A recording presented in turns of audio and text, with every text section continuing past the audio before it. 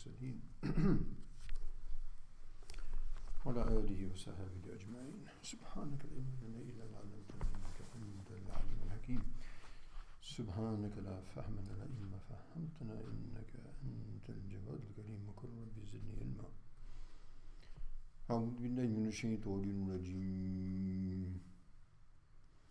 ولكم نصف ما ترك أزواجكم إن لم يكن لهن ولد فإن كان لهن ولد فلكم الربع مما تركن من بعد وصية يوصين بها أو دين ولهن الربع مما تركتم إن لم يكن لكم ولد فإن كان لكم ولد فلهن الثمن مما تركتم من بعد وصية توصون بها أو دين.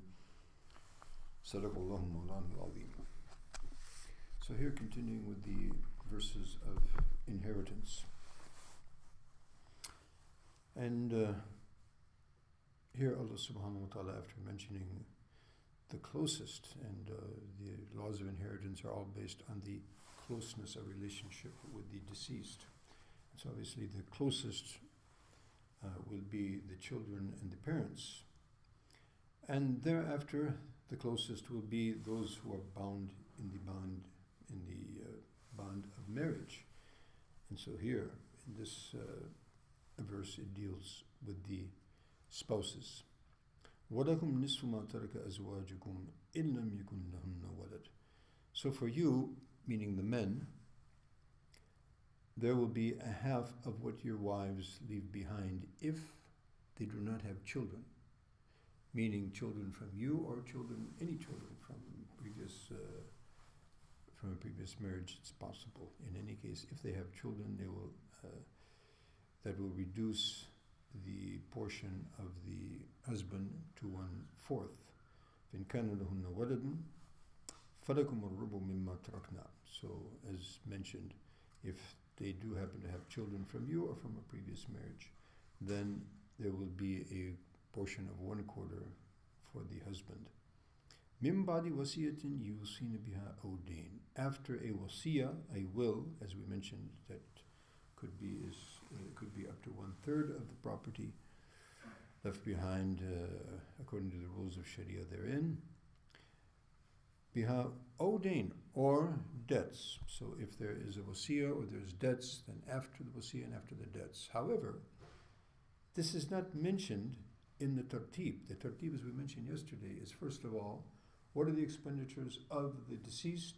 That's number one. Number two, debts, because debts obviously are the huquq of the people. They have to be settled. And thereafter, the distribution, and then the will, and then distribution of what's left, if anything. So why then would wasiya be mentioned before debts, whereas debts are to be taken care of before the wasiya? So the ulama mentioned, because debts, somebody is there to, is after, is on the case, as it were. So they have what we call mutalib. Someone is going to be, looking after them, and there's going to be that's going to be on the table, and that's going to be pursued. Whereas wasiya, only the wasi knows about that, and not everybody knows about that, and so therefore, the possibility of negligence in fulfilling the last will and testimony up to the 1/3 is mentioned, that's more likely to be overlooked or pushed to the side or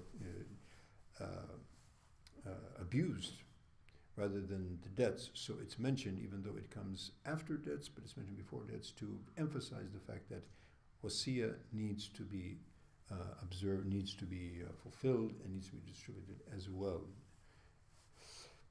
And now, as for the wives, walahunna, and for them, meaning the wives, is 1/4 mimma taraktum, from whatever you have left behind.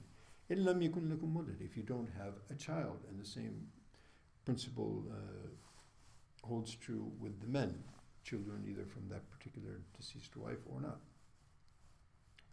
So if you have children, then she would not get a 1/4, but she would get a 1/8 of the percentage. Now, if he happens to have multiple wives, so they will all collectively distribute, or they will collectively have an equal share in either the fourth if the deceased doesn't have children, or if he does have children, then they will share in 1/8 of the inheritance.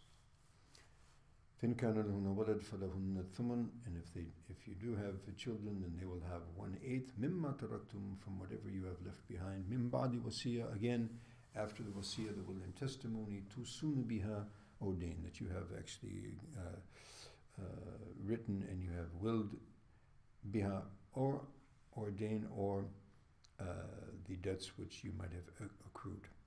So that is the basic ruling of the two spouses. And we have one more sort of special case, which is known as kalala, and inshallah we'll deal with that tomorrow. Bi-idhnillahi ta'ala. Subhanakallahumma wa bihamdika, nashhadu an la ilaha illa anta, nastaghfiruka.